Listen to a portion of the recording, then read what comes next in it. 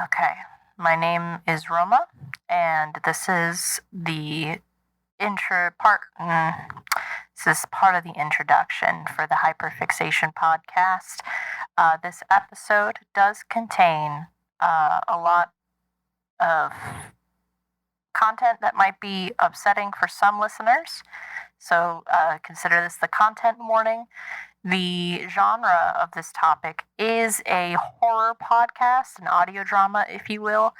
And though we don't talk about every single episode in it, we do mention qualities of particular episodes that may be upsetting for listeners, such as body harm, insects, self harm, even suicide.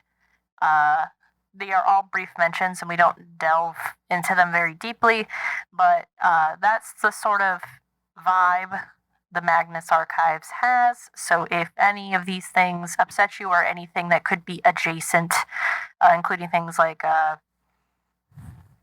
Uncanny Valley or anything like that, please feel free to skip this episode, or you are welcome to fast forward very quickly and keep moving on through.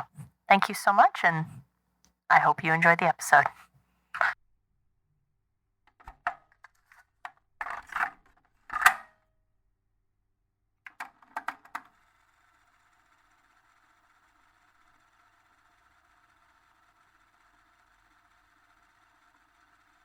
I have it committed to memory. Committed to memory. My friends are very annoyed at me going, Jürgen Leitner, stupid idiot, motherfucking Jürgen Leitner. Can you feed us that whole thing? Jürgen Leitner, stupid idiot, motherfucking Jürgen Leitner, goddamn full book collecting dust, eating rattle bastard, shithead, idiot, avatar of the hall, biggest clown in the circus, laughed out of town, motherfucking Jürgen Leitner. Stop pitting me when I talk about Jürgen Leitner. I hate him so much. Why do you have so many fucked up books? How do I get context? Why is this happening? You can get your context when we get to that dang part of the podcast. You don't sound Russian? How could I sound anything, silly? I'm plastic. I don't even have a voice box. I had to borrow this one. Don't turn on the light. Are you going to kill me? No! I mean, yes, but not for a good long while yet. I don't want you to go to waste. Then what? Then why are you here? After you attacked poor Sarah, I thought it was about time we had a good old...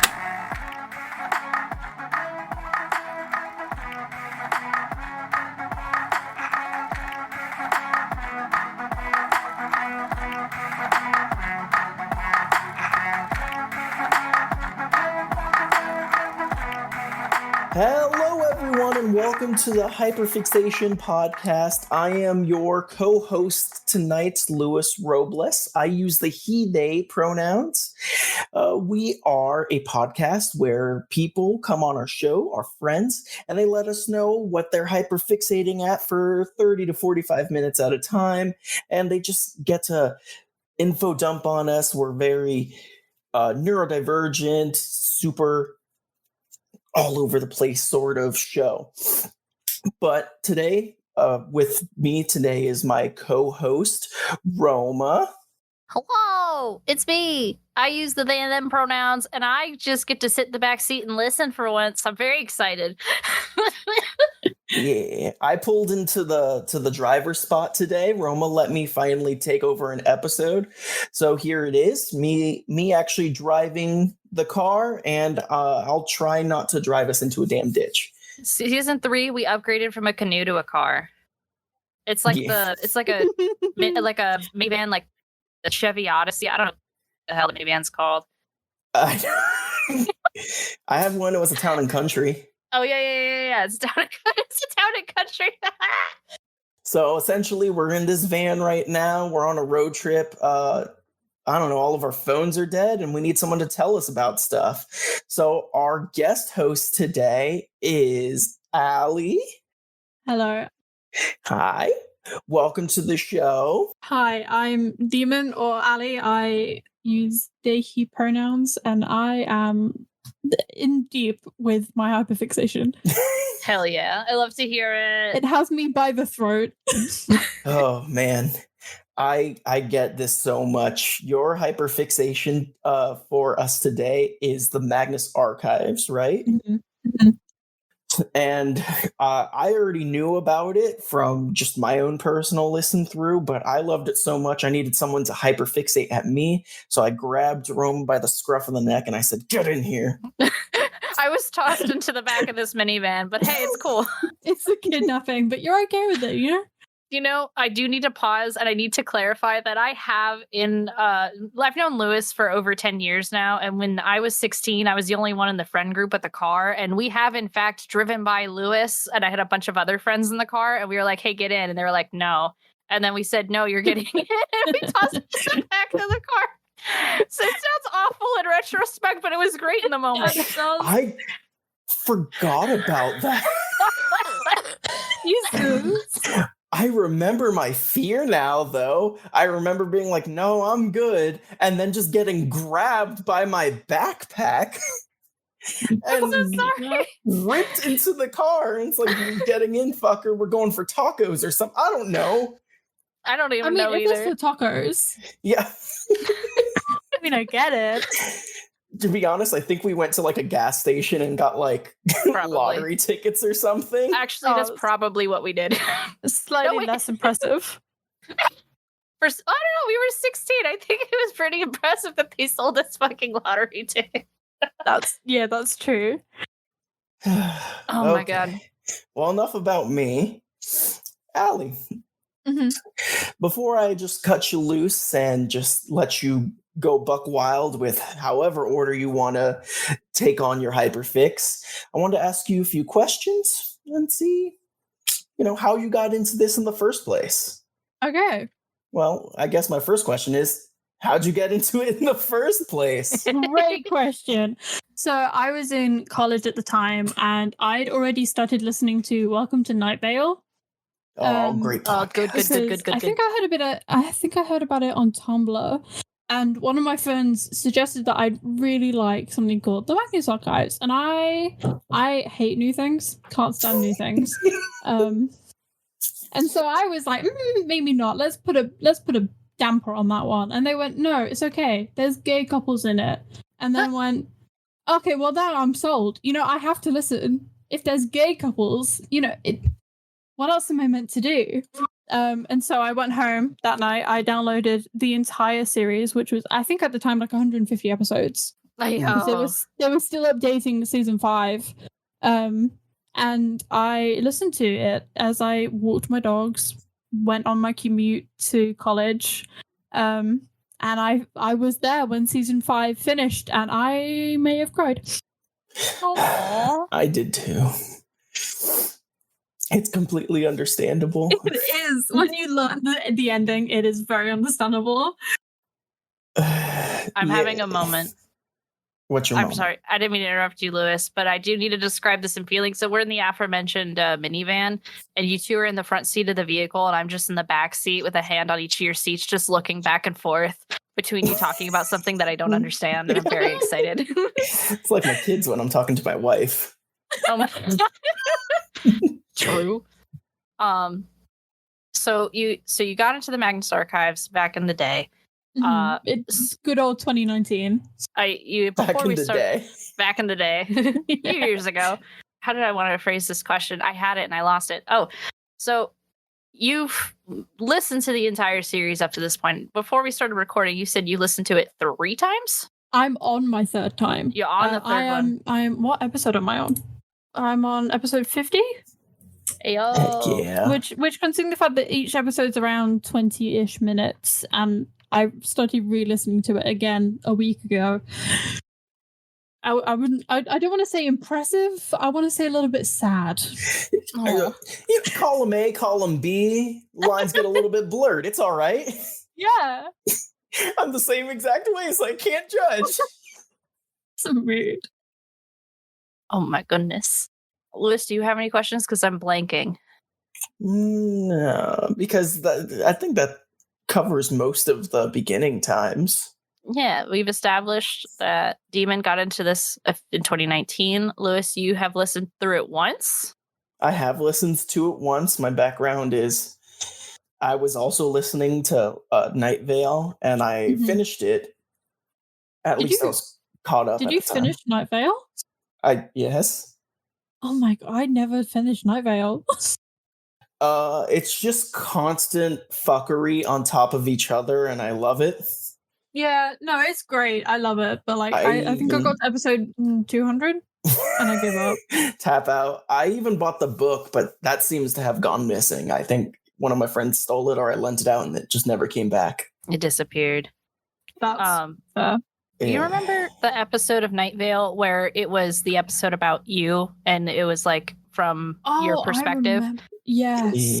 So I was working as a tea tender, and I was brewing tea in like a closet-sized room when that episode happened. That closet-sized room had a light sensor in it because, you know, people would walk out of it and not come back for a while, so it would just shut off. So I was listening to that episode. I forgot what part it was, but basically like a very loud noise happened and something intense happened, and the lights shut off in the room. And I fucking lost it. Oh god. That's terrifying. It was such a great experience, and I couldn't have timed it any better. So in retrospect, it was awesome. In the moment, it was miserable. Yeah. No, that sounds about right. I'm gonna take your tangent and raise it with another tangent. They have a light sensor, like a movement sensor in the men's bathroom at my job. And like most grown adults, at least I hope so, I use the excuse of having to go poop just to get off the floor and be on my phone for a while. Oh, yeah. Let me tell you how terrifying it is to just be sitting on the toilet pants down. You know, you got to complete the whole look, even though you're not doing it. Mm-hmm. Yeah, go on.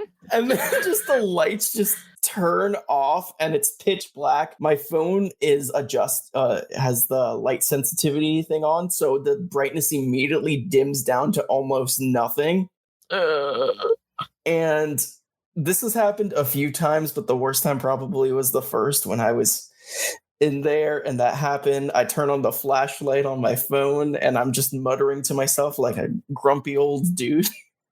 And someone comes in, they just hear a muttering ass Lewis in the bathroom.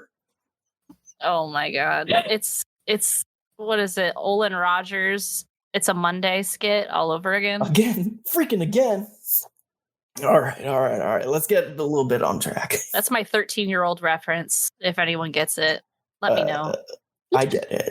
Thank you. Yeah, so I listened to Night Vale. I was enjoying the shit out of it. And then, like anyone does, I Googled shows like Night Vale. Oh, yeah. And Magnus Archives, I think, was either first or second on the list, but the name didn't catch my eye enough for me to watch it or listen to it. Mm-hmm. But it did stick in my head.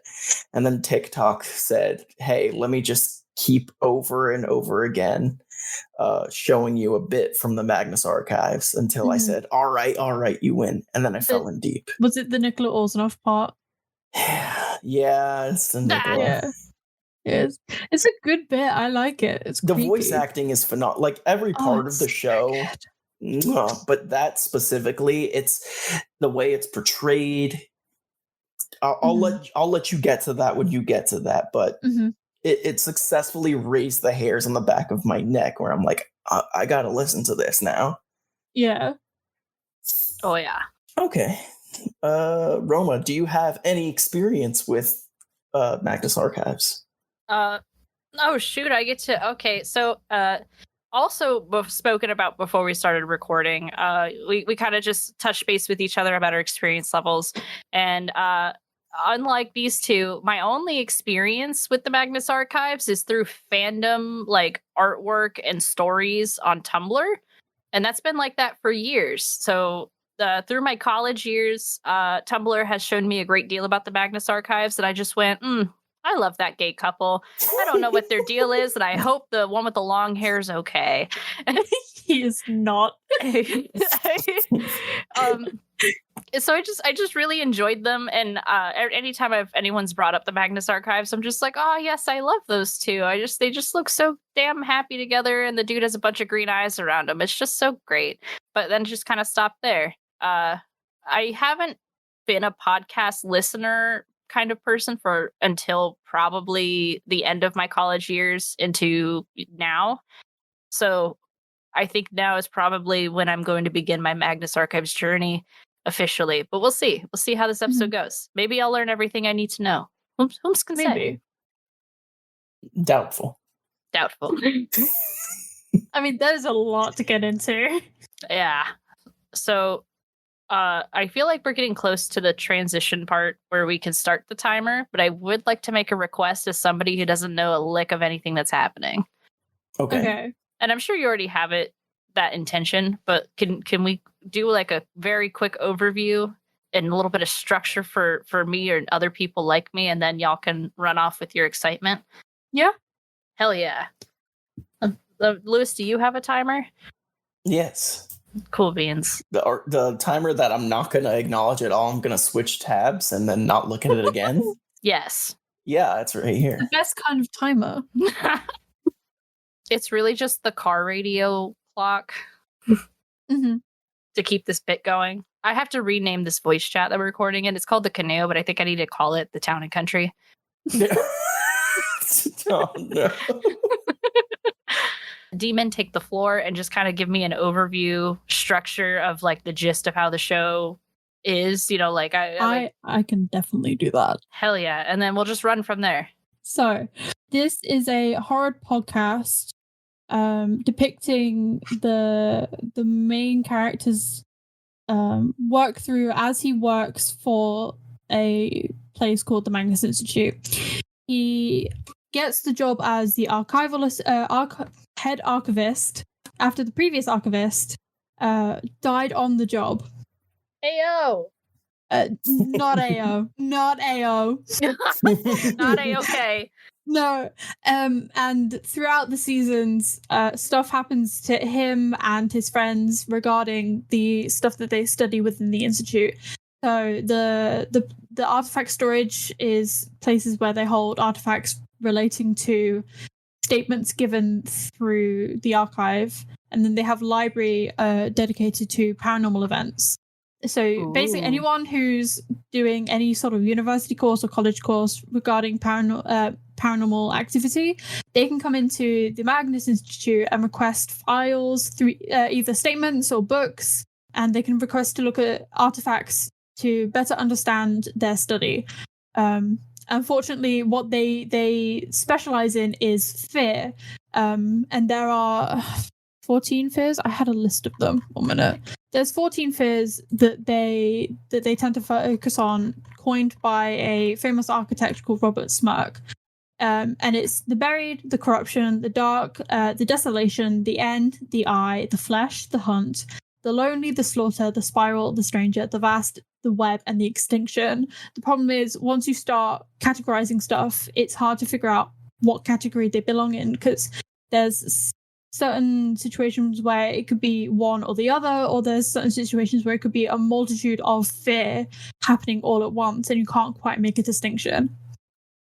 Oh my goodness. Yeah. So it's easy to say this is a spooky podcast. It is a spooky podcast, but I've only ever been scared once, to the point where I've had to stop listening. So it's like a charming spooky. It's one of those spookies you can listen to mindlessly whilst you do other stuff. And if you tune in, then you start to get a little bit paranoid. I love to hear it. Hell yeah. Mm-hmm. So this great. tracks. Yeah. So when you start listening to it, the first couple episodes sound like they're completely unrelated. It just sounds like, you know those Reddit YouTubers that will do like scary stories? Oh, it kind of sounds like creepypastas. It kind of sounds like one of those where each statement is a completely separate story that has like happened in its own like mini universe, kind of. How they're like completely separate. But once you hit like, I think it's like episode 5 or something, stuff starts to like sync up and you start to hear names repeated, you start to hear certain details that repeat themselves, and you start to connect the dots, and you're like, so much is happening all at once, and there is so much detail packed in that you have to listen to it multiple times to get everything. Look at that re-listen value. Oh Yeah. my goodness. Also, do not worry about like missing a name being said again, because due to its nature as an archival podcast, the archivist will actually make comments himself into. He does. It's very useful. I think it's around season 2. He starts at the end, so he'll read a statement, and then in season 2 he'll read a statement and then gives a supplemental on what's happening. So he'll be like, statement ends, supplemental. In that tone as well. It's very funny. And it'll be like the most random crap. And he'll talk about like stuff that's happening to his co-workers. It could be conversations with avatars of the fears. It could be conversations with his boss. It'll be it's the supplemental is just kind of like an overview of what's happened in between like the previous episodes up until now. It's real good. I will say the thing that drew me in the beginning in season 1 is how dismissive the archivist is working in a paranormal place and reading the stories, and then he'll finish it up and then he'll be like, man, that's kind of just bullshit. Yeah, I love that. These characters will give you like the most in-depth trauma. They'll be like sat in their chair shaking, crying from fear, and like 2 seconds later he'll be like, well, clearly this can't be real because no one can verify it, and blah blah. And like, you're like, John, shut the fuck up. Yeah. He'll say some shit like that, and then right afterwards he'll be like, the weird thing is though, XYZ, and he'll say something that clearly points to this actually happened, but he's just so dismissive about it. Yeah. Kind of want to shake him. Yeah, it's Damn. Season 1 John is so frustrating.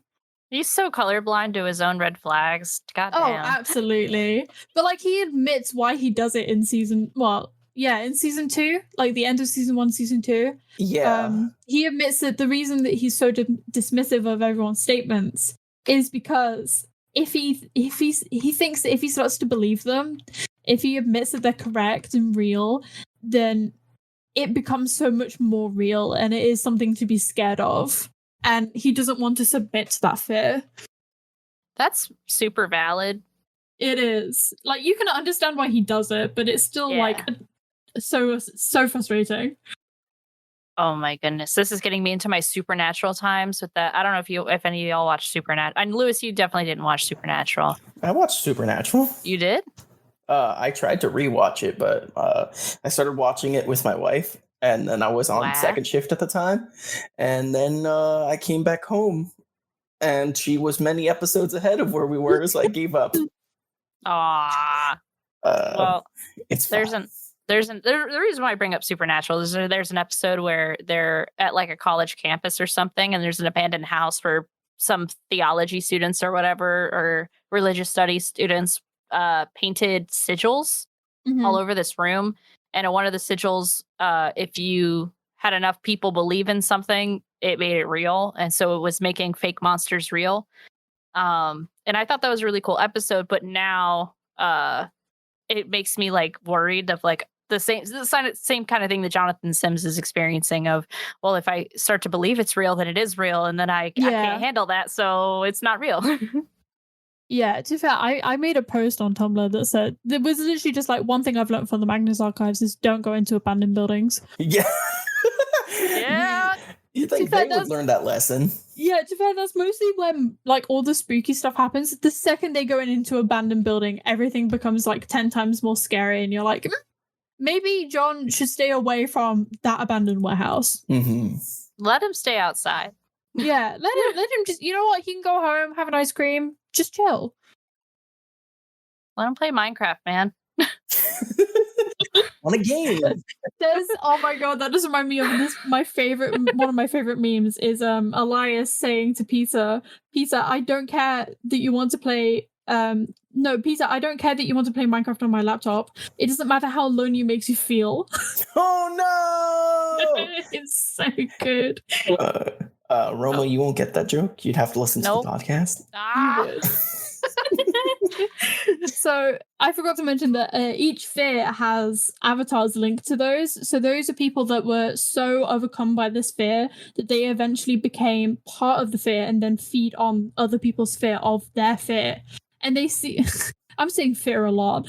They basically see their fear as like a deity. Well, some do, some don't. It kind of depends. So like there's people of the Dissolution. So they have a little mini cult called the something of the lightless flame, and basically they just enjoy setting fire to things. They're basically just pyromaniacs. But they set fire to things in the idea that their fear deity will appease them and give them endless life. Which, I mean, for some it does, for some it doesn't. What a gamble. It really is a gamble. Allie, let me is. just apologize if I keep cutting in here too much where you're supposed to be our hyperfixator. It's okay, I get it. But how much of a gamble it is to kind of just be at the right place, wrong time, to be so overcome with fear, a specific fear, to get this thing and become an acolyte for them and potentially even become an avatar for them. It's such a gamble to just kind of put your faith in it full-heartedly, and most of the time, for a good 90 to 99%, it does nothing for the individual unless they are the actual avatar. Yeah. To be fair, for the majority of the time, it does kill them. That's true. But again, John is so dismissive of it. There's this one guy in season 1. He's deathly afraid of spiders, and a week later, after giving his statement, he's found dead in his home, in a cocoon of spiderweb. That's some Night Vale shit. And John's like, it's unrelated. You know, there's just so many spiders in his house. It's completely unrelated to anything that he talked about. And I'm like, is it, John? Is it now? Is it? Are we sure about that? Wasn't the end thing that John says there is, the coincidence thing is it's reported that there was a big fat spider right outside the room after he gave this statement or some shit like that. Yeah. Or it's the statement's the fucking spider's like, take it back. Take it back. You didn't say fucking anything. Shut the fuck up and get back to your house. Piece of shit. I'm gonna get my boys. Murder you. I'm gonna get my boys with me, and we're gonna take you out. You're done. Yeah. The only problem is because it talks about such extreme fears. There are a lot of trigger warnings. And when I say a lot, I mean a lot of trigger warnings. And each episode has very specific ones. So one of my favorite episodes in the first season, I think it's first season, it's called The Piper. He's basically this this entity of the slaughter. So it tells the story of Wilfred Owen in World War II and how he sees the Piper, and that saves him from dying. And then the Piper comes to collect him after the war ends. Yeah. Oh, and I love the Piper so much. I just love his little tune. He has bagpipes. It's great. Does he come with mice? No, but I think he's either got 3 or 4 faces, one of which is a constant scream, one of them is a battle cry, and one of them won't open its mouth because when it does, blood and dirt pours out from it. Oh my goodness. Oh yeah, no, there are some heavy trigger warnings, but it is juicy. Hey yo.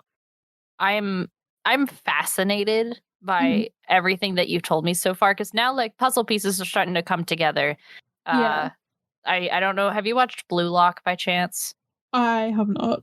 Okay. Well, it's pretty much like I was a puzzle and the puzzle pieces came off of me. And then now that I have new information, the puzzle pieces are reforming and I'm getting a better picture of what's going on here. Yeah. And I love what I'm hearing. Yeah, so John. So actually, I should talk about Jonah first. So Jonah Magnus was the guy who started the institute in like 1818 or something, and he was enthralled with the idea of obtaining as much knowledge as physically possible. And so he became an avatar of the eye, or as some call it, the beholding.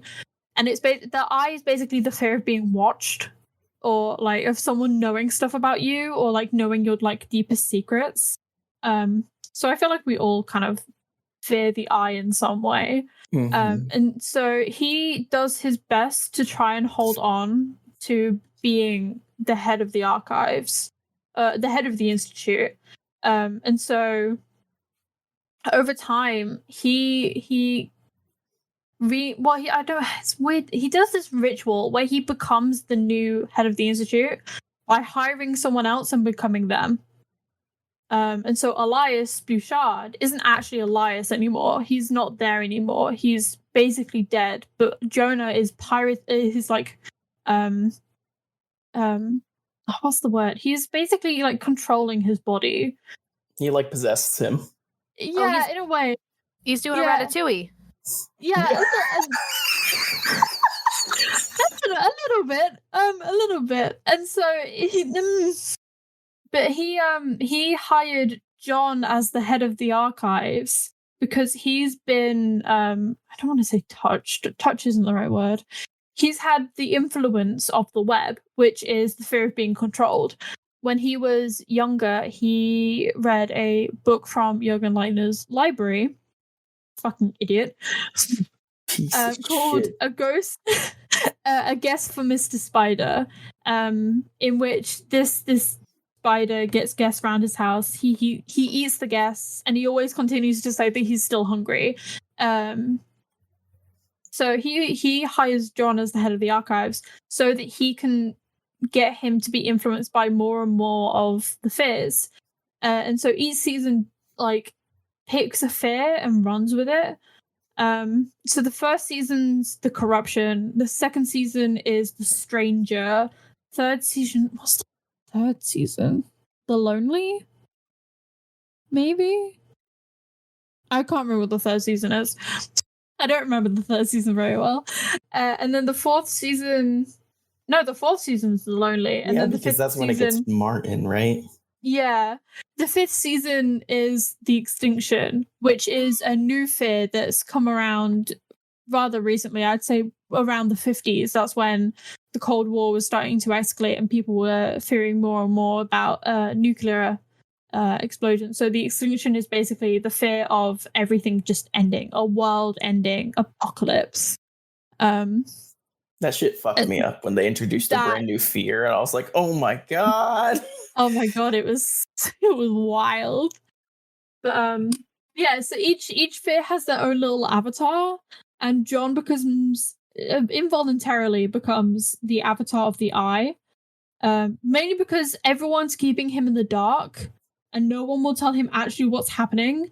But that plays into Elias's plan of making him the avatar of the eye. But there's only ever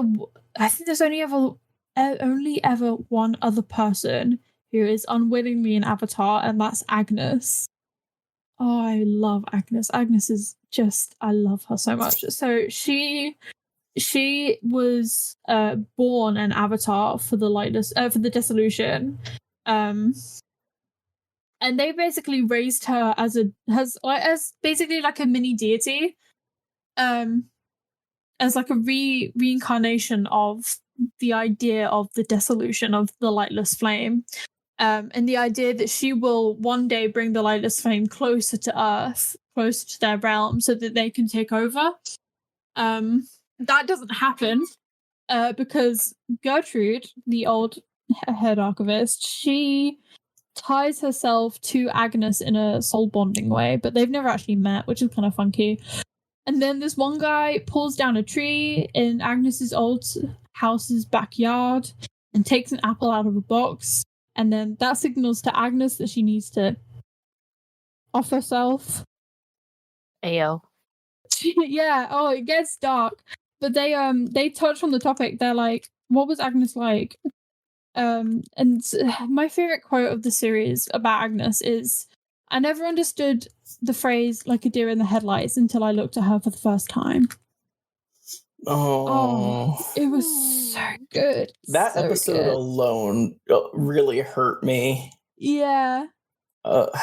This poor dude. That dude, I don't remember what that dude's name was, but he fell in love with Agnes, not knowing what she was.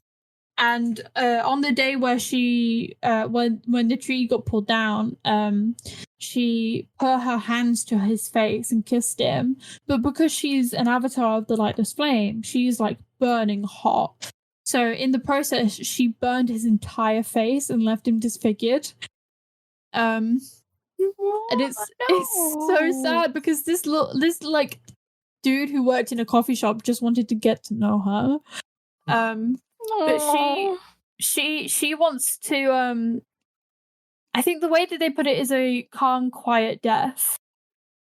With the idea that if that happens, that she will one day return to the lightless flame, all because of that one insidious of emotions, hope.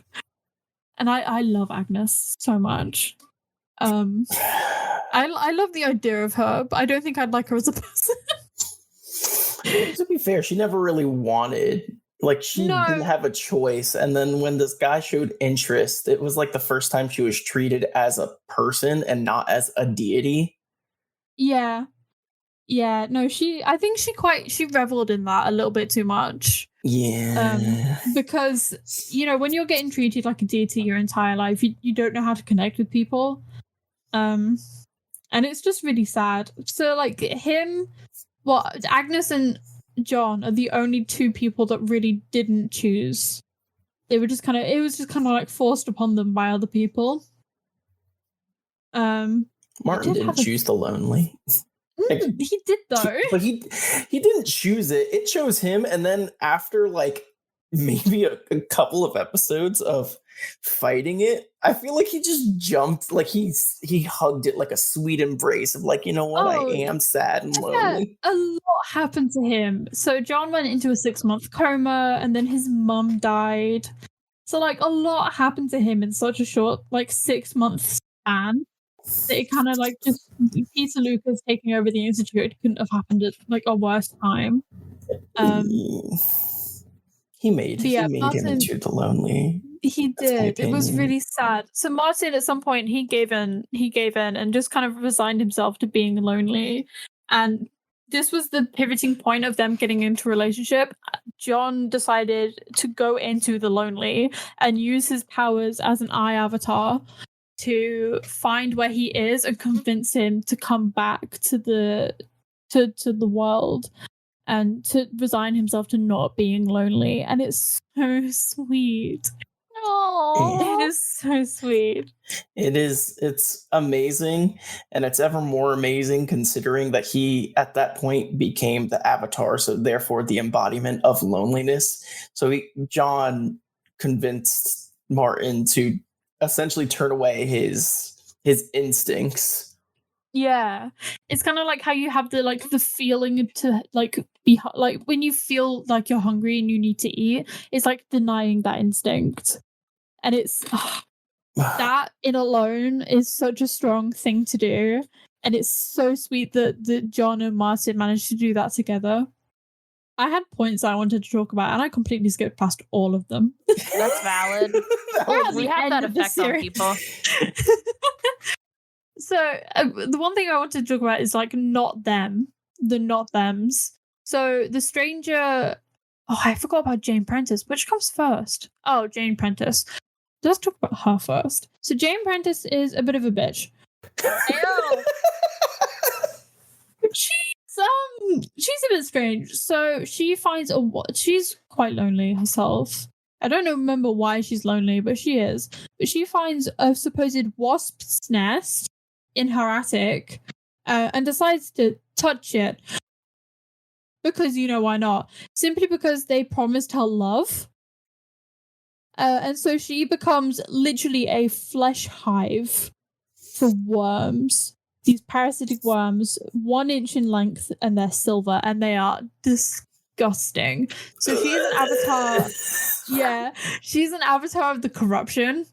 And I just hate it. I like her character, but I hate the idea of the worms. I can't stand it. But she decides to tail Martin back to his house. Yeah, as you do, I guess. Yeah, and she kept him. She stood outside his front door for 13 days whilst he was stood inside his house with no phone, no access to the internet, and like barely any food. and because she has his phone because he dropped it on the floor whilst he was trying to run away from her. And because she has his phone, she keeps texting the archive to tell him that he's not coming in because he has a stomach bug.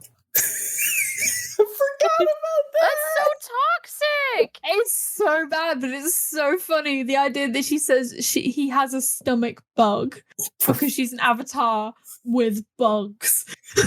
So funny.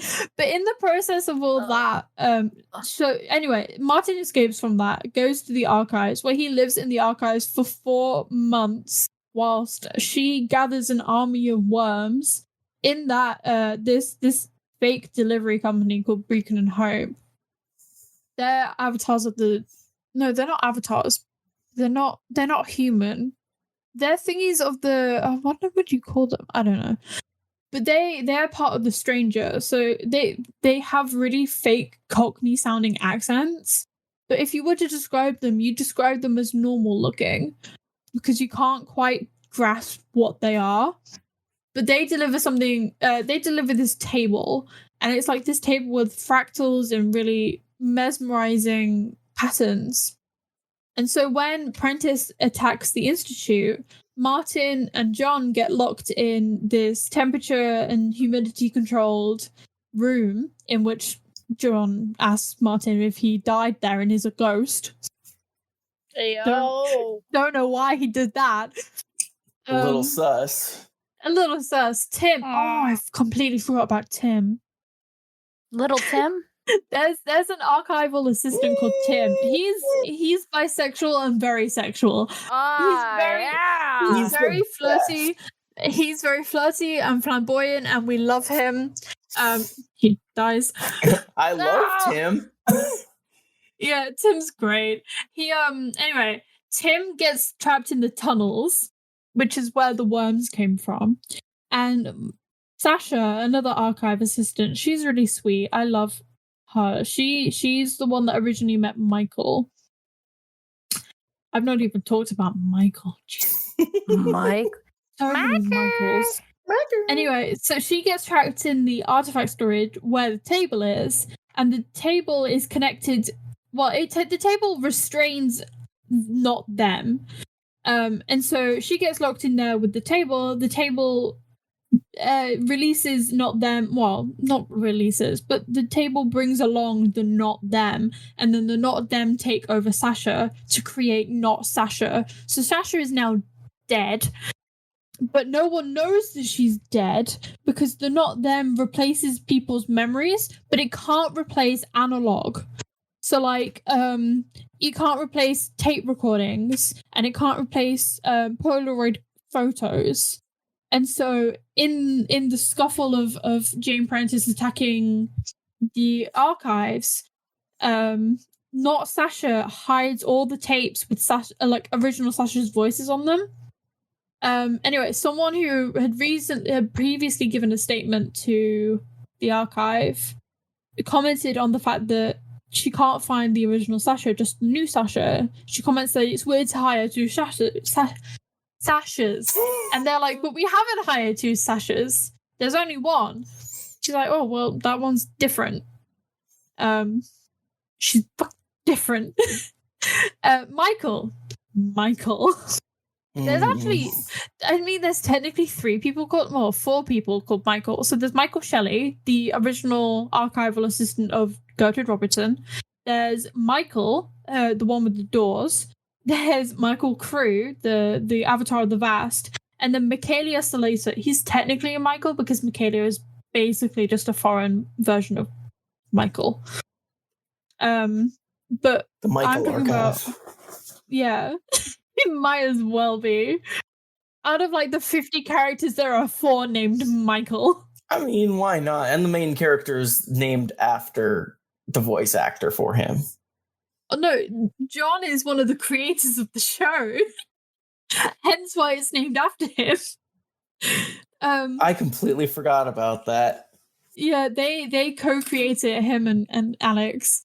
Anyway, so Michael the Distortion, he I don't want to say he is the hallways, but he has a door and hallways, and they make no sense. There are no left turns. No, there are no right turns, but if you make a left turn, there are suddenly no left turns, only right turns. And they don't make any sense. I mean, you will literally go in circles and never be in the same hallway twice. Isn't there like mirrors lining the hallway also? There are strange mirrors. They don't show a picture of you. They show like those funhouse mirrors where they distort you. And then there's like paintings of things, and the wallpaper changes color, and the carpet has spiral designs in it, and it's very interesting, honestly. John describes him as having a laugh like a headache, and it is such a good description. But I love his laugh. Honestly, his laugh is great. I could listen to it to fall asleep. It's so good. So he takes in someone called Helen. I should talk about how Michael became Michael. So before Michael was Michael, he was someone else, but I don't remember who he was. But to fair, he wasn't actually Michael. He says that that's a certain type of identity he can't retain. So he's not technically Michael, but he's also not the spiral. He's somewhere in between being a person and not a person. But Gertrude basically fed Michael to the hallways and gave him a map to become Michael as a way to control the distortion, to stop a ritual from happening, to bring them closer to Earth, to their realm. The rituals. The rituals. I'm getting to that. Fucking Christ. I forgot about the rituals. So Michael takes in Helen, and I love Helen. Helen's a boss bitch. I love me a boss bitch. She is. So after spending months in the hallways, she eventually finds the right mirror to break through to become the new distortion. So Michael gets replaced by Helen. And Helen, well, to be fair, Michael was about to kill John. Just for fun, really. No reason other than that. And Helen's like, I don't want to deal with that. So Helen becomes Helen. Oh, that's very confusing. It's so confusing. Helen becomes Helen and saves him. Is like, would you like to come into the hallways? I can take you back to the Institute, because he's being kidnapped by Nicola. And they form a sort of alliance until the end, in which one of my favorite lines comes from it, and John's like, Helen, was that a lie? And Helen's like, no. He's like, Helen, got you rattled. Oh, it's so good. Oh my gosh. It's so good. I think one of my favorite lines, or like repeating things, was John constantly accusing Helen of shit, and Helen being like, listen, that wasn't me. And he's like, no, like, fuck you. You were Michael. You did this, and now you're Helen. So it was still you that did it. It was like, yeah, it was me, but it's not me. It's not the me now. That was the me before. Yeah. It's great. So the rituals. So again, because these avatars see the Fizz as their deities, they don't actually know what the Fizz want. They can just assume that they want something. And to fact, mostly their assumptions are correct. So they perform these rituals, very specific to the type of Fizz. So Nicola, who is a avatar kind of the stranger, she's not actually a human. She's a mannequin that is wearing someone else's skin. I hate that. Yeah. I don't need that. And at one point, so she wants to get the oldest piece of taxidermy in the world to wear it so she can dance the world new. Her quote, the actual quote from the show, so she can dance the world new. I love that. She was so confident that it would work. Anyway, Gertrude destroyed it and literally set this piece of taxidermy on fire. So she kidnaps John and sends Brecon and Hope, bear in mind these are two burly fake Cockney people, out to Boots, the drugstore. So like our version of like CVS. Okay. To get moisturizer so they can moisturize John so she can wear his skin. Oh, Moisturize yeah. me. It's such a funny image just to see these two burly dudes looking at a bunch of moisturizer going, okay, this one's a bit greasy. This one has a white cast. Oh, this one looks okay. You know? It's so funny. It's so funny. Their Cockney accent is what makes it so much better. They're like, whoa, what's all this? I can't do a Cockney, but if I could, I would. But it's so good. And so Tim, his brother was actually killed by the stranger. I don't think it was Nicholas specifically, but it was the fear entity, the stranger. So he went urban exploring. Again, this is why I get the idea of don't explore abandoned buildings. He went urban exploring in a basement of a basement in a random, I think it was the Opera Hall, the Albert Opera Hall in London, because London is just built on top of another London.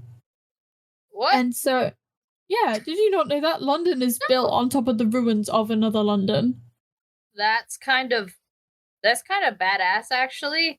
I think there might be 3 layers, because there's the layers of like medieval times, and then there's the layers before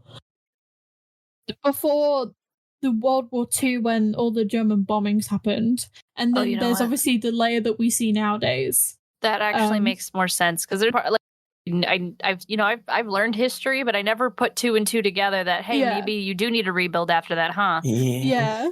That's anyway, metal so as fuck. I'm so sorry. That's just like, yeah, I'm built on the bones of my old grandfather. Yeah, the bones of my bones. I could go into a whole other tangent about Victorian parks, but that's for a different day. That's for another episode you'll be on. That is. I know too much about random places in London. Anyway, so he goes urban exploring, gets killed by the stranger, and Tim starts working for the Institute to try and figure out what happened to his brother. And so when the whole ritual for the stranger is happening, he says to Nicola, maybe are you stressed? You sound stressed. Maybe you should go see the circus. I hear the great Grimaldi's in town. Grimaldi is the person who created her, essentially. And sets off a bunch of C4. And they all... Tim dies. Daisy gets hidden in a coffin. I'm not even talking about Daisy. Daisy's a whole other thing. Daisy gets hidden in a coffin. Basira barely makes it out alive.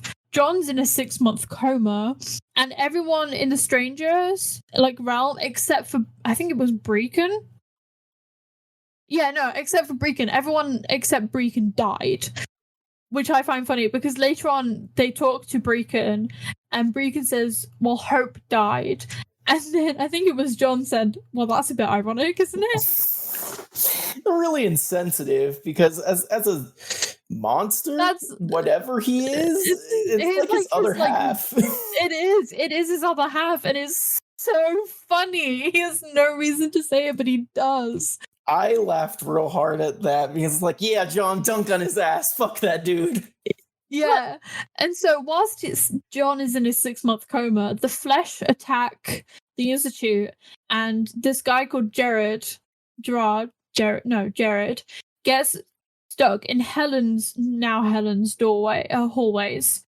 And he's basically like this bone collector. He collects other people's bones in him.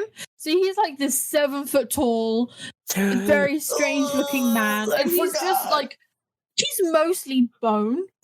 And he's very strange looking.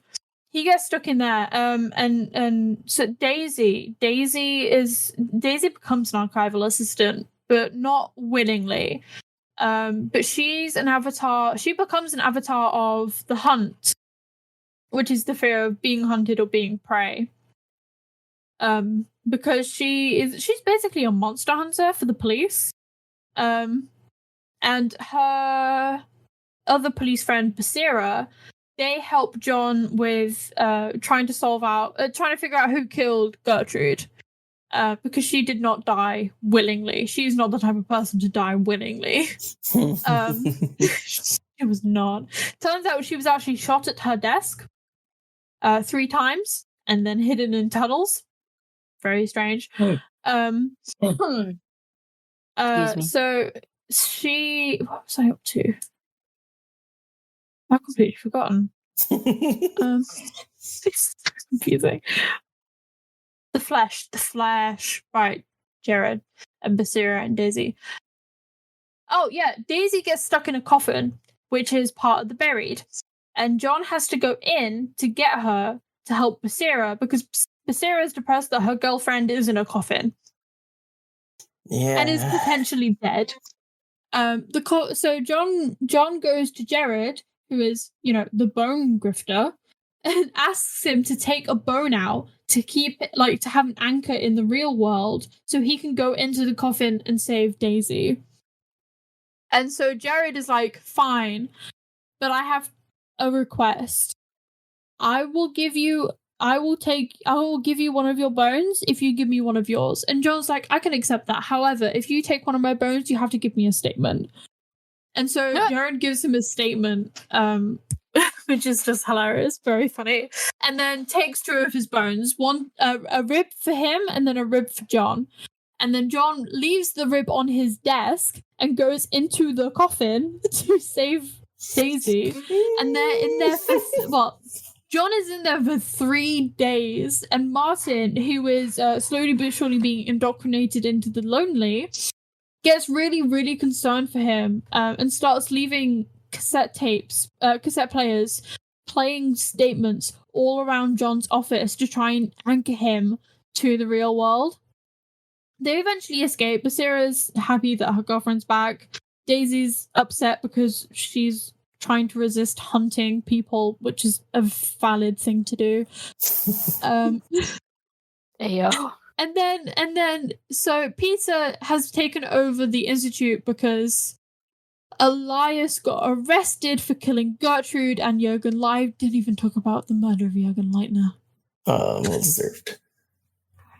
It was very well deserved. So Jürgen Leitner is this absolute dickhead who collected fucked up books. And he basically puts his name on it. Yeah, he literally stamps his name in the first page. He not only collected these weird books, but he commissioned these weird books. So he's not even this is not his fault. It is 100% his fucking fault. So anyway, surprisingly, his library gets burnt down. The books all survive, and someone then steals the books. Michael Crew. Fucking dick. And then Michael Crew distributes them around the UK. And there's two that I remember him vividly for. It's Excelsiora, which means from the heights, and it entails this story of this village, and this large creature is coming towards them. And every time this large creature takes a step closer to them, they have to rethink their previous idea because it no longer works because he's bigger than they imagined. And then, what was the other one? The Bone Turner's Tale, which is the one that Jared steals so that he can collect people's bones. Very connected. Anyway, Jürgen has been living in the tunnels under the Institute because he's a dickhead, and he realized that people hate him for his stupid fucking books. And so he's been living under in the tunnels, and one day John finds him in the tunnels after trying to escape, not Sasha, after he stupidly destroyed the table. And so he gets a statement from Jürgen, and Jürgen's basically saying, "Oh, I did it because I'm rich and I was bored, and this was fun." That was his actual reasoning summed up. Yeah. He's so stupid. He's such a piece of crap. I don't know if I just heard it wrong, but I before thought that it was like these books were already made, and for some reason he said, "That's cool. I'm just gonna stamp my name on that shit and say that it's mine." So that did happen, but he also commissioned writers and bookbinders to make books for him. Yes, he did. I forgot about that. Yeah, I don't know who talked about it. I think it might have been Mary. Plagiarist and a piece of shit. Yeah. But oh god, he was just a piece of work. Anyway, Elias realizes that Jürgen is telling John too many things all at once, too soon. And so he goes down whilst John's taking a smoke break, which he shouldn't be doing because he's an idiot. And he found a pipe that was laying in the room, which John had picked up because he was trying to protect himself. And he picks up this pipe and he's just like, "Okay, well, Jürgen, it's been a good run." And he just senselessly beats him to death with a pipe. And people have this meme about it. And it was it February 14th or February 12th? Literally, like last month was the anniversary of the brutal pipe murder. Jesus Christ. People were celebrating it on TikTok. It was so bad. Yeah, they were like, "Oh my god, it's the anniversary of the brutal pipe murder." I'm like, this is not something we should be celebrating. Yay! I mean, we all hated Jürgen, but like, come on. Yeah. And so yeah, real quick. Roma, remember earlier when we were complaining about? Well, I complained about the Jürgen reveal and it quickly getting wrapped up. Yes. So that was it. Yeah, it was all in one episode of. So his name's like written on these books that they're slowly getting revealed and shit. And I'm like, oh yeah, I can't wait for Jürgen. I hate this guy, but he's going to be a big key player. He shows up for one episode and dies in that episode. Like 10 minutes. Yeah. He speaks for 10 minutes and then gets instantly murdered. And then Elias pins it on John. Was it worth it? No. Not really. Damn. Anyway, Rip. so Elias pins it on John, and then they later find out he actually admits to it later. He's like, "Oh yeah, I murdered Jürgen and Gertrude and pinned it on other people. So what? I was doing the best for the Institute. And by the Institute, I mean me." Hey, gaslight geeky girl boss. Yeah. He was girl bossing it up. He was girl bossing a little bit too close to the sun. Hey, we all So he have those gets- times. Yeah, he gets arrested, which is going great for him. So Peter Lucas takes over the Institute. Anyway, I didn't even touch on Mary and Jared. I love Jared. I miss Jared. Jared's such a good character. So, yeah, Mary and Jared. Mary's Jared's mother. And Mary got really into collecting Jürgen Leitner's books. They're called Leitner's. I feel like I should preface that so I don't have to keep saying Jürgen Leitner's books. She collects the books, but her favorite book, I don't even remember what the book is called, but her favorite book is one where I don't remember if it's the book that's made of skin or if it's the paper that's made of skin, but something in the book is made of skin. I'm pretty sure it's the paper. I think it's the paper also. Yeah, I think she when people die, she writes this like very specific Sanskrit on their skin, cuts it off them, dries it, and then puts it in the book so that later on you can read it and they will be summoned as like an ethereal form, and they will give you knowledge that they knew when they were alive, which is very useful in the case of like Jared, who was also an Avatar of the Eye and therefore had knowledge about fears and things. Not so useful for his dad, who only just about knew what was happening with Mary when she murdered him because he was blind. It was very sad. Jerry's dad. I don't remember what his dad was called, but Jerry is Jared, but he likes Okay. to be called Jerry by his friends. So Jerry's dad. Fuck you. Yeah, Jerry's My feelings. Jerry's dad. He. So the way that you can't quit the archive, because once you start working for the archive, you become part of the Eye. And the only way to quit working for the archives is to go blind, whether that's naturally or gouging your eyes out. Hotel California. Such a lovely place. And Such so a lovely thing. Jerry's dad, who's got a newborn at home, he really wants to quit the archive so he can do the best for his son. And so he blinds himself so he can go home and care for his son the best that he can, because he knows that Mary's not fit to be a mother in the way that she would be if she was alone. And then, like, a week later, she kills him in his sleep and then writes on his skin and puts him in the book and never talks to him again. And so Jerry's dad never got to see Jerry properly.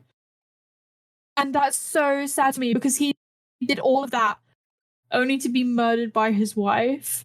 He did all of that to care for his son, and it's so sad. So Jerry dies. Does he die of an aneurysm? Or like something with his lungs? I can't remember. He dies of something.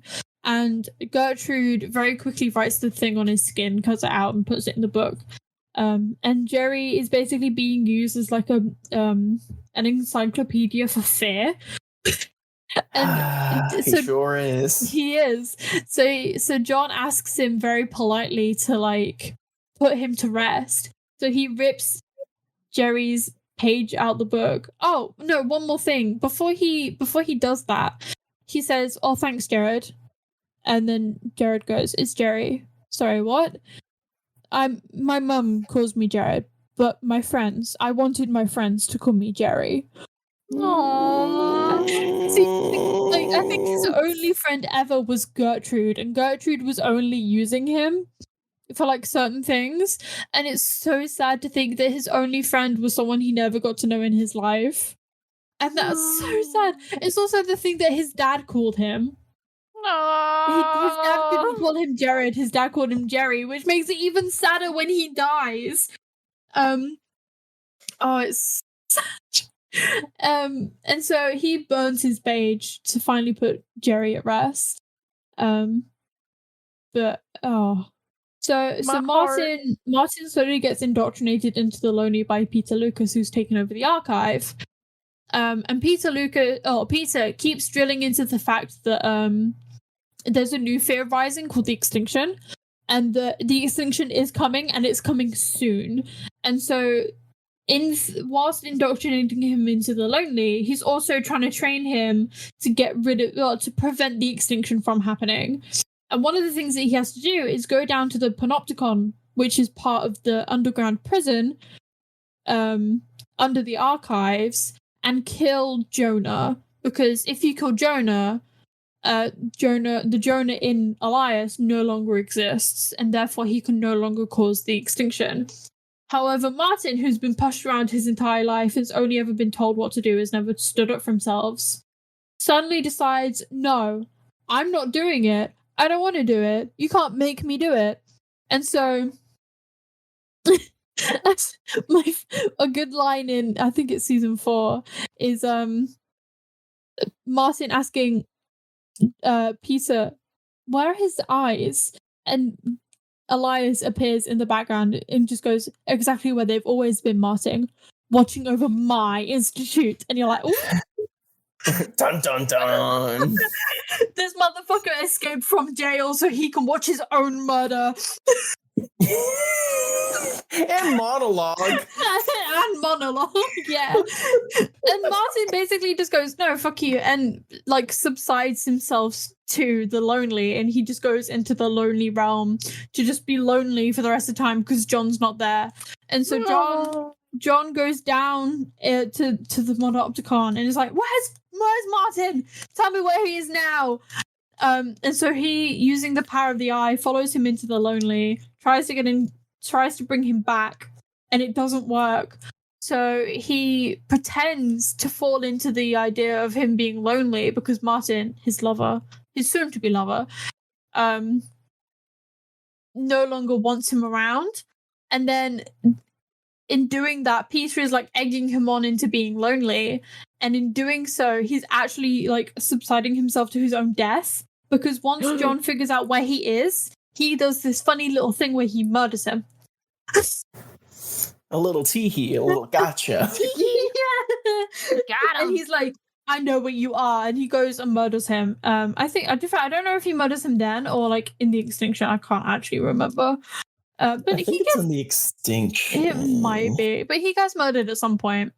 And so him and Martin decide to go up to the this cabin in up in like rural Scotland, which is where Daisy used to take people to kill them because it's secluded, which is fair. Fair enough. And so they are just being happy little gay lovers up in Scotland, talking about the good Scottish cows. And I agree because I've seen those Highland cows in person, and they are amazing. And they are adorable. beautiful. Oh, I love them. I drove past them in my tiny ass 3-door car. And I went, Lewis, I went to my brother and I was like, can we have one? He went, it won't fit in the car. And I went, yes, it will. We can chuck you haven't out. let me try. We can chuck you out. You don't matter. I'll name the cow after you. Take that. You won't let me steal this random person's cow. How dare you? I just want to hug them. Yeah.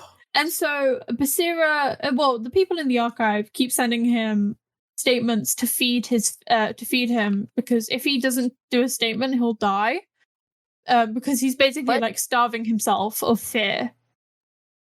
It's very complicated.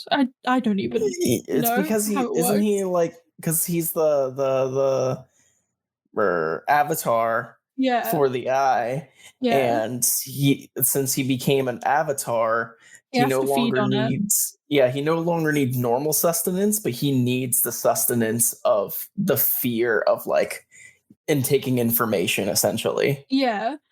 And so he does that, and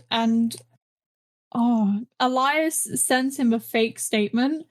And so on like at first glance it looks like a real statement, and halfway through it just goes, "Hello, John. Sorry for the deception, but I rather thought announcing myself wouldn't be the best idea."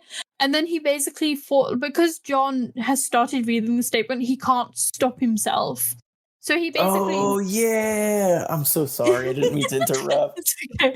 He basically, he has to read this thing that starts the apocalypse. People call it the eye-apocalypse, which I find hilarious. I love the fandom, apparently. I got to get in there. It's great. And because he's been touched by every single one of the fears, he can start the eye apocalypse, where the eye watches over all the fears, and each fear has their own little domain. And they it's not even like the entire fear, but each subsection of each fear has their own little tiny little domain, and it's so specific. Some of these are so specific. It's crazy. And so John and Martin, bear in mind they've been in a relationship for a week. They now have to navigate their way down to London again because they don't have a car, because it's an apocalypse.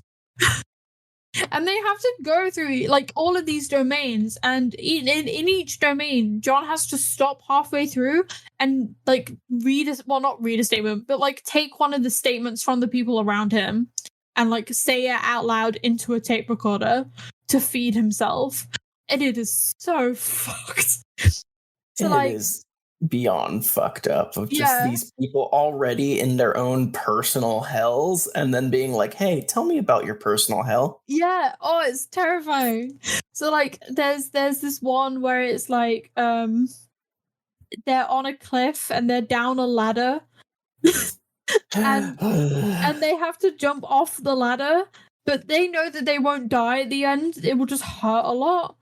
And that is like terrifying. And John has to stop at the end of the ladder to take a statement. Oh my And it's like, John, God. you could not have picked a worse time to do this.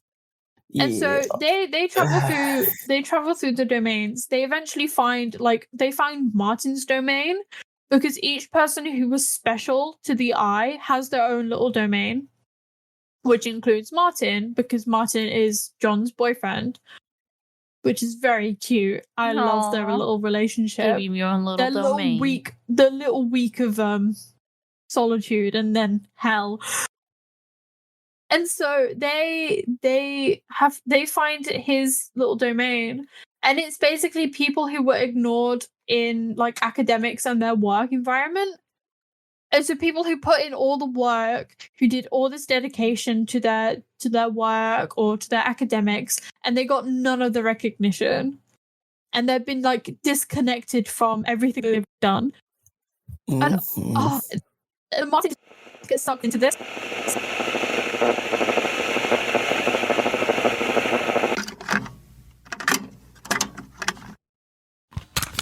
Hey everyone, it's Kingdom. Sorry, there's some supernatural interference with Demon's microphone here. I'll do what I can, but just bear with me. Sorry about this.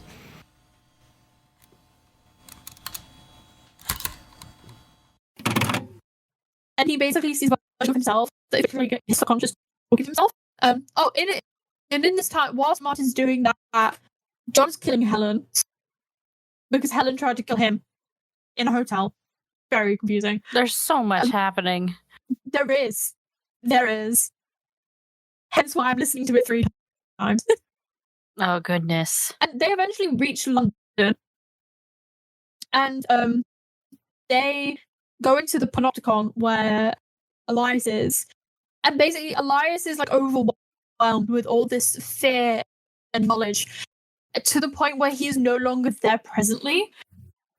Like, you can like scream and shout at him, you could even like stab him and he wouldn't notice.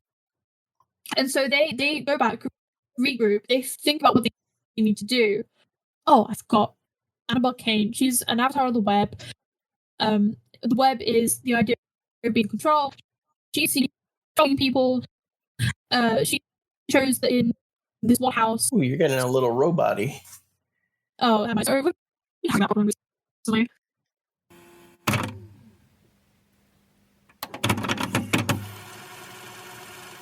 Am I better? Yes. Okay. So she has this thing with the house, and she's been using the tapes of the web, and there's a portal to another universe, but it's not technically open yet because it needs to. The eye needs to be destroyed for it to open. Okay. They regroup, figure out how to kill Elias, who's technically Jonah. And they decide that Martin needs to be the one to do it, because if John does it, he'll just kind of be swapping places with Elias, and so the eye won't actually be destroyed. It will just kind of like swap people. The power will shift over, and so a new meat puppet, essentially. Yeah, and so they stick to that plan, but John goes early and kills Elias behind everyone's back. But Martin predicted this and told everyone to go, like, set off an explosion early, just in case. And so he goes up to the Panopticon, sees that John has been taken over with this, like, basically taken over from Jonah. And John looks at Martin and he just goes, I'm so sorry, but you're gonna have to kill me. It has to be you. The eye won't let me kill me. And Martin is just like, no, there has to be another way. We can't do this. We've just so much has just happened. You know, we're in love. And we need to do this. And they basically decide that if they die together, they don't know what's going to happen, but at least they'll be doing it together. And so Martin has to kill John, and then it cuts back to their friends looking through the rubble of what used to be London, back in the normal world where there is no fear whatsoever. Well, I mean, there's fear, but not the fear entities. and they're looking for John and Martin, and they can't find them, and they eventually resign themselves to the idea that they are not there anymore. And then it ends. Boom. Yeah. Yeah. It is. There is so much that I haven't even talked about. I'm so stressed. One of the coolest things I found about this that we didn't touch on was, these what the hell was it called? Avatars. Fears. Not the avatars, the Acolytes. ceremonies for the gods. The rituals. The rituals. So Gertrude, the previous archivist, spent her whole time as the archivist finding fears that were close to doing their ritual and disrupting it in some way so they don't bring their fear into the world. But then we later find out from when Elias is monologuing through the tape recorder, he's like, hey, none of those rituals would have worked anyway because all of the fears had to come into our world at the same time. They all had to be manifested at the same time because it's essentially it's part of the same being in a way. Yeah. Which is why John was needed to touch all of the different fears to manifest it into reality. Oh, another thing. Gertrude left the archive in disarray in an attempt to set back the eye from becoming closer to creating an apocalypse. And then when John came along, because he didn't know Gertrude personally, and because she was murdered and hidden, all of her tapes were hidden with her, he didn't know that was her plan. So he started sorting through the archive, and that is eventually what led to the apocalypse happening. Him trying to get the archive together in one place, all neat and tidy. Damn. Yes. Me too, John. Me too. I love organizing shit. I get it, but I don't think me cleaning my room would start an apocalypse, Yeah. I mean, it could. Have you tried? Maybe. I should try light some candles, say a few words next time I do it. Yeah. Try to avoid silver bugs. Oh, absolutely. Oh my gosh. I honestly am so the Magnus Archives is a much more in-depth program that I ever gave it credit for. I just thought it was the cute gay boys and the spooky shit. There are so many hidden details that you when you listen back and you're like, oh. You're screaming and pointing at the air because it's an audio format. But I've gotten so deep in this that I have a cassette recorder and I've recorded my favorite / important episodes onto it. You went deep. I am so cool. Deep. That's a level below where I thought I was. I'm I feel like I'm pretty there, just not really super deep, but I feel like I'm deep enough in there. But then I look down this chasm and I just hear your voice echoing. No, when I say this had me by the throat, I mean it literally. I'm in deep. It's got to the point where my friends are like, please, for the love of God, stop talking about the Magnus Archives. Just send them this episode. It's here. I'm going to be like, hey guys, if you don't want to listen to the Magnus Archives, listen to this instead. It's just a 3-hour long podcast. It's just me talking about it, so I don't have to do it directly anymore. It's pre-recorded.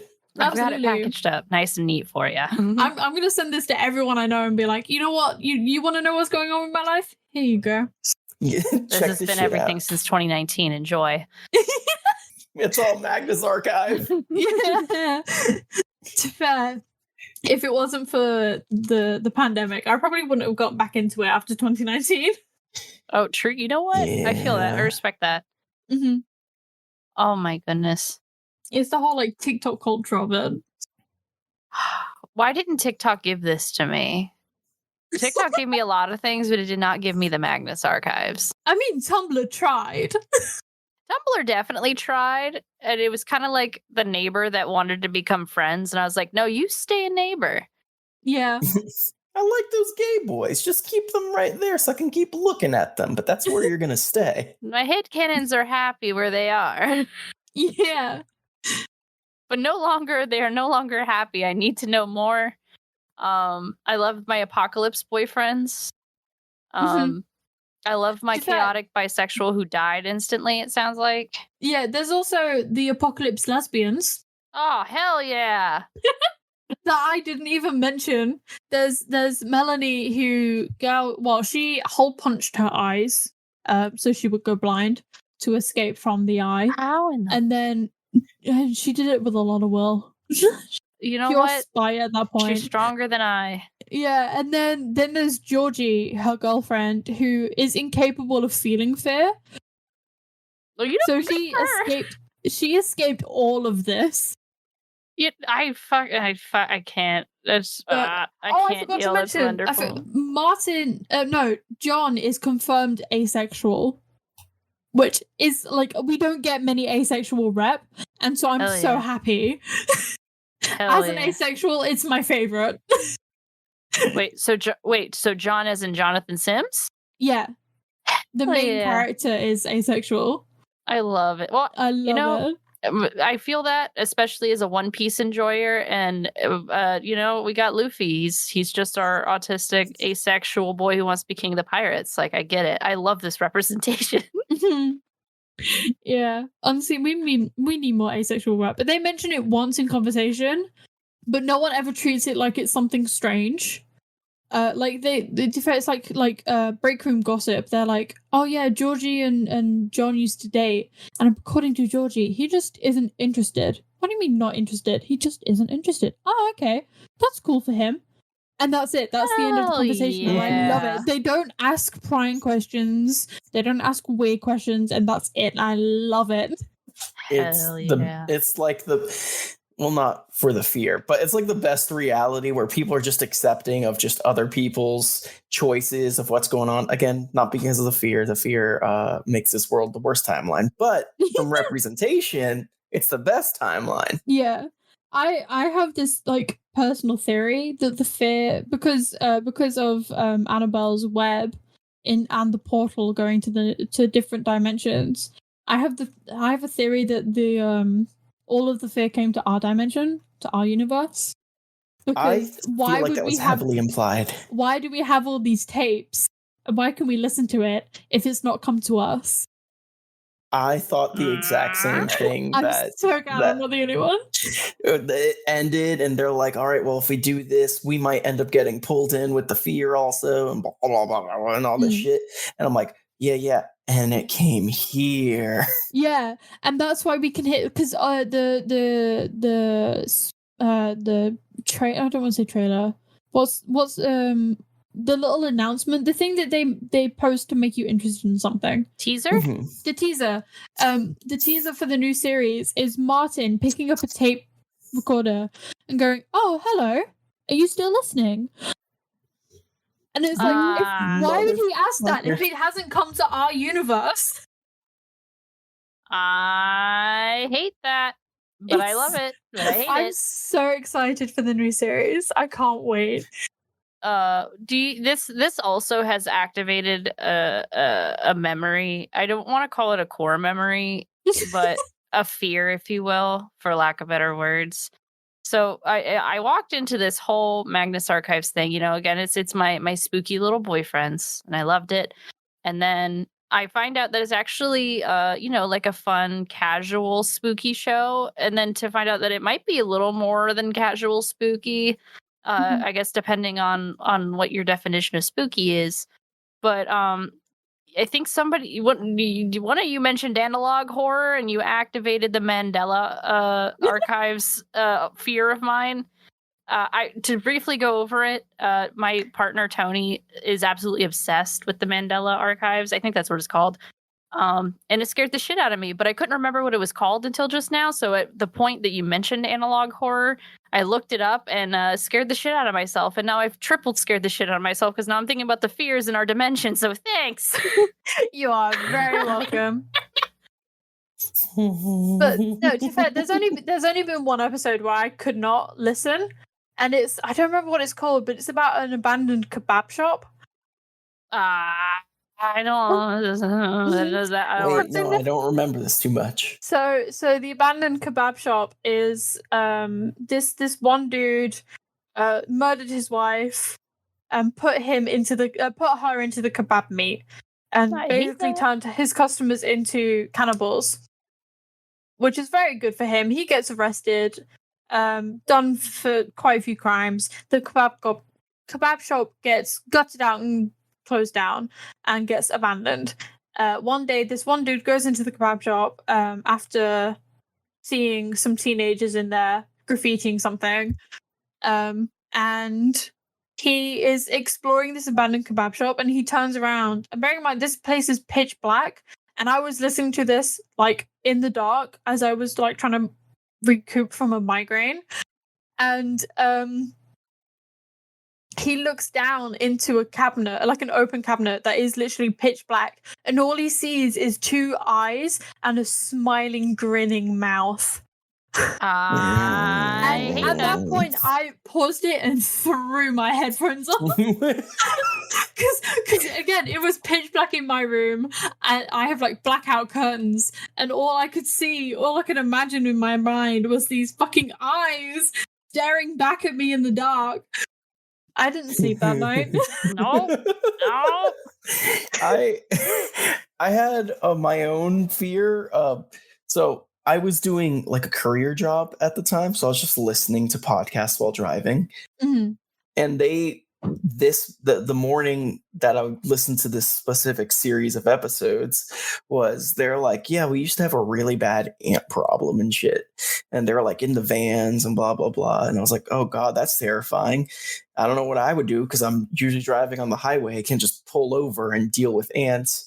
And then it was the episode of Martin being trapped in his home. Mm-hmm. For 13 days, and the sound effects of these little silver worms of like, and I'm like, ugh! So I kept feeling like there was stuff crawling on me while I'm driving. Yeah, no. Oh, I hate that. Bad vibes. I just drove in silence after that. Mm-hmm. Valid. Oh God. But the problem is, I keep hearing songs that all of my friends listen to. And relating them back, like in my own mind, relating them back to the Magnus archives. And so I listen to those songs on repeat, and my friend's like, oh, you must be really enjoying that song. And I'm like, yes, it reminds me of this one character, but you don't want to hear me talk about that one character, so I'm going to shut up now. This one is my Jonathan Sims song. This one. Yeah. So I have a Michael song. I have an Agnes song. Oh my God. I'm not even kidding. I have a couple other songs. No, in fact, I'm waiting for a new song to come out to be my John song. Gotcha. I'm very excited for that to come out. I don't know when it's coming out though. I need to check.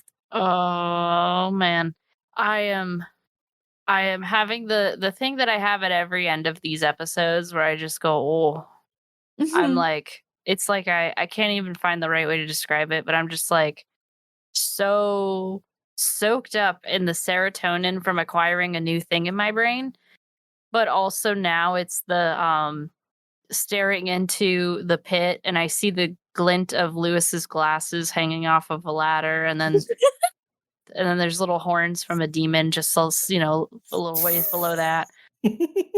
Well, to be fair, whenever I learn something new, I take a moment and I'm like, just remember, this is what the eye wants. It's ruined so many things for me. I can't watch documentaries anymore. You know, the eye would love me. Yeah. Yeah.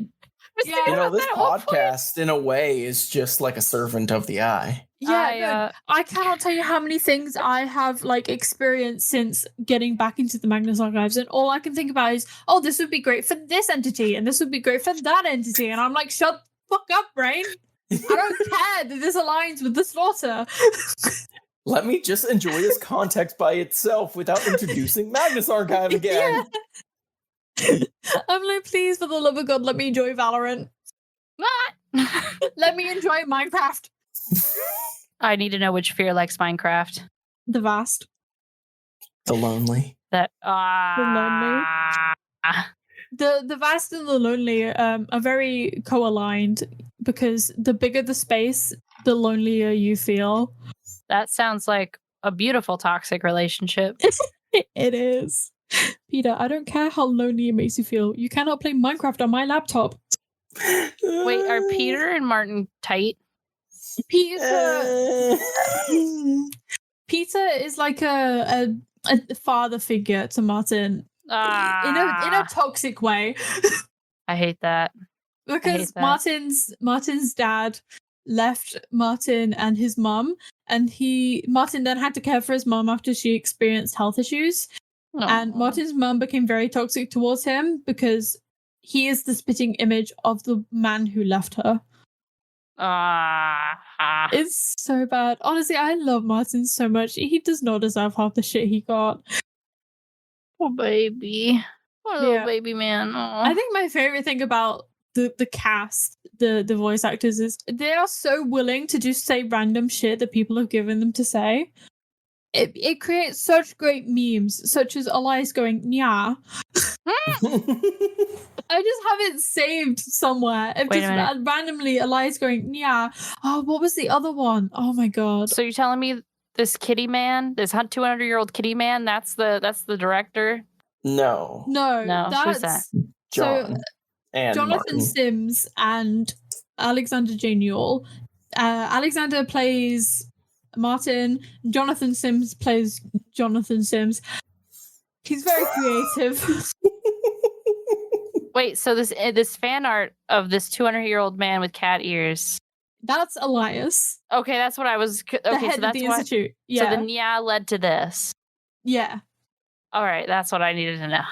Wasn't Gertrude voiced by John's mom? I have no idea. At this point, I'm just going to find out. I think that the voice actor is John's mom because would not be surprised. I'm pretty sure that this is either a made up memory or it's real, but it feels I'm like 95% it's real, at least in this universe. Maybe a universe hopped, but I'm pretty sure that was his mom. So it's kind of ironic that the predecessor to John is his mom. I'm gonna look it up real quick. You find that out. Beep, beep, beep, beep, beep, beep. I know we are starting to, at least the vibe check I'm getting is that we're starting to approach the end here. So is there any other closing thoughts you have, or maybe I could hit you with a question? Okay, one more thing. Then a question. My favorite thing that the Elias voice actor has said is, "I hope this email finds you a broken husk of a man."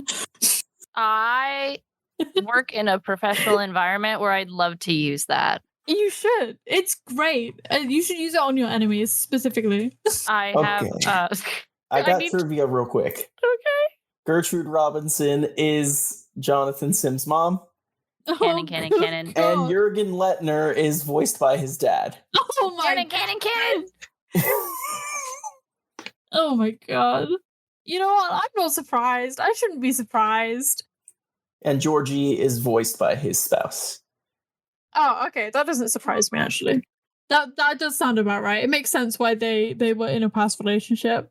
Just an excuse. Yeah. All right, Roma. I'm sorry for interrupting. Oh, you're good. What is the question? So, it is the year 2023. We are almost finishing the first fiscal quarter. And where do you see this hyperfixation of yours with the Magnus archives? Where do you see this taking you? Do you see it taking you on a complete journey on the third listen through? Do you see it taking you to a new intellectual property as Night Vale might have for you once before? Oh, yeah.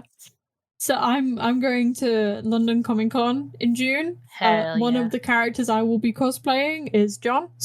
Hell yeah. I will be taking the cassette player and all of the cassette tapes that I have recorded. You beautiful human being, you.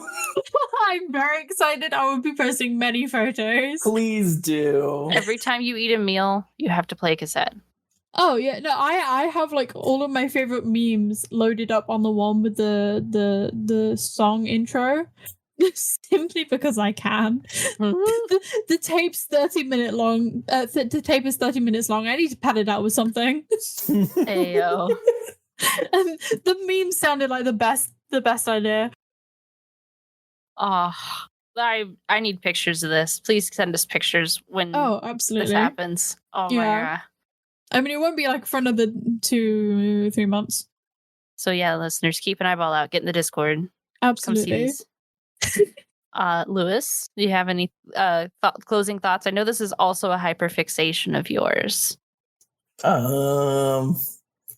No, we talked about everything I wanted to talk about and more, and anything that I didn't directly think of as we went across it. I was like, oh yes, that thing I want to talk. Even That's if the I was a advantage little of having rude. 3 listens through. Yeah. Too much knowledge up here.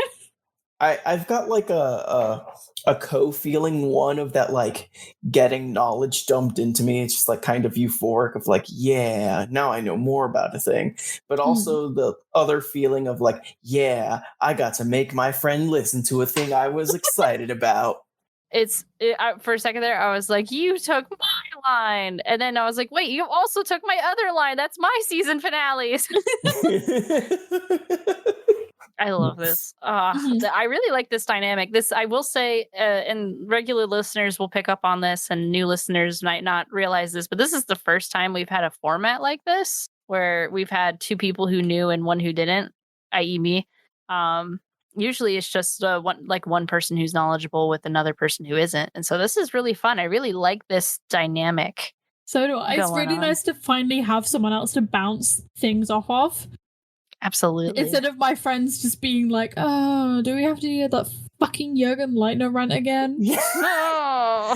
I found out really quick that none of my friends wanted to hear about it, and the only person who was mildly interested was Roma. It's like, I would love to get into that someday, and I'm like, okay, I won't do any spoilers, but it was really cool. Yeah, see, the problem is, like, some of my friends aren't into, like, horror, and so they don't want to hear it because, like, it can be triggering for them. But some of my friends are so aligned with very specific entities, and I just want to tell them, but I know that I'm like overstepping a boundary, and it sucks. I've assigned you the headcanon. You are now. Yeah. Like one of my friends is obsessed with the clowns, and their Discord name is literally a clown. They are so stranger aligned. And they need to know, they need to get into it, but like I don't want to overstep a boundary. This person listens to this podcast and goes, oh wait, that's me. I will make them. Goodness. Thank you both of you for this. I know I was told about this this afternoon, and I'm glad I made it. And I feel good. I feel great.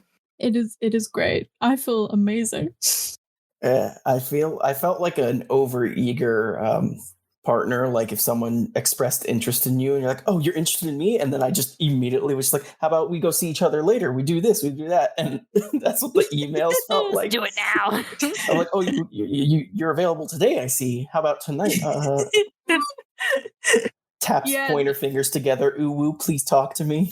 Ooh, let's talk about the gay spooky voice. I mean, as someone who literally has a 0 sleep schedule and a lot of free time, we can do this every day if I'm okay with that. Like, wait, well, hold up. What time is it for you right now? It is 2:30 a.m. Oh my lord! This is a normal Tuesday for me. Actually, it's Wednesday now. As long as you're enjoying it, that's all that matters. I'm loving this. To be fair, I'm usually up this late with my friends anyway, so good. I used to work the 4 a.m. to noon shift. I was up, wake up 2 a.m. All right, now I start gaming. But now I work a normal 9 to 5. I've sold my soul to capitalism.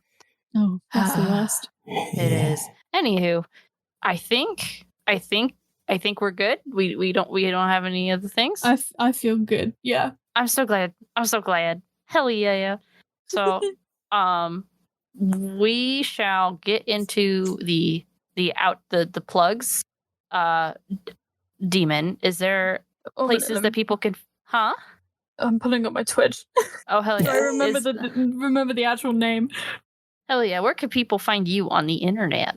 So you can find me at twitch.tv/demons_hunt, and then most of my socials are the same. some with the underscore, some without the underscore, some with a slash. Hell yeah. Tag them into just about any social media, and you'll eventually find me. I have the same. I should have the same icon for everything. Hell yeah. Hell yeah.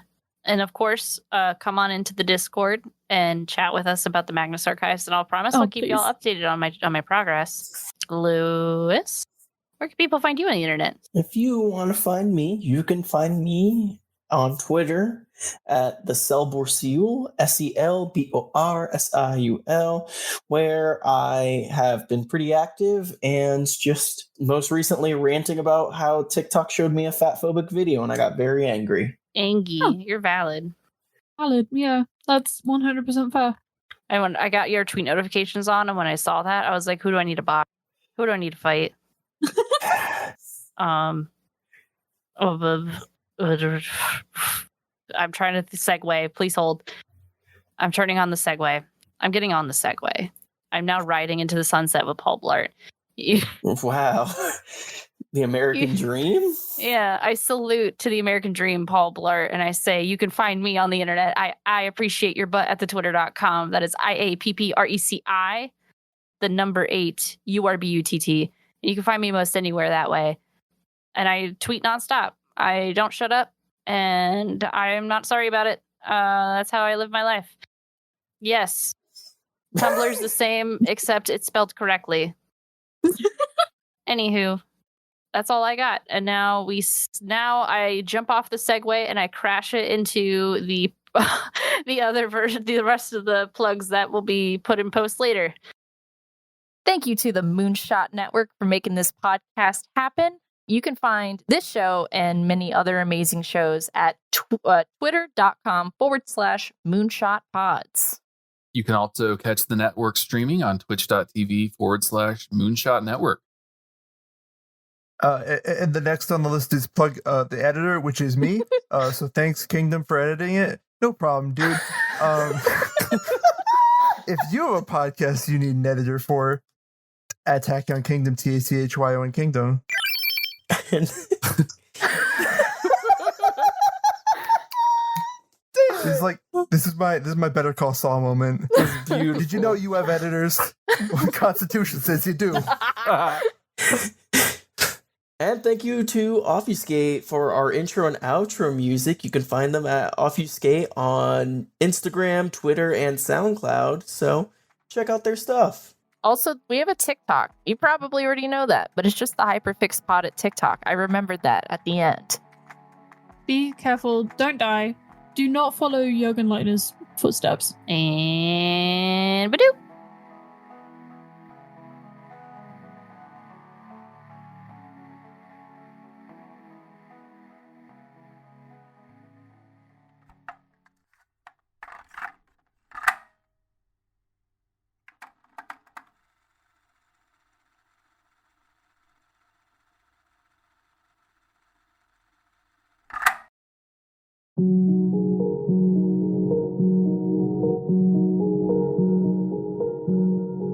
Journey to distant realms.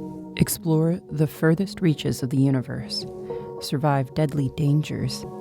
Experience matters of the heart and more in a new actual play podcast. Join me, Audrey. That's right, just me, as I play tabletop games designed for one player.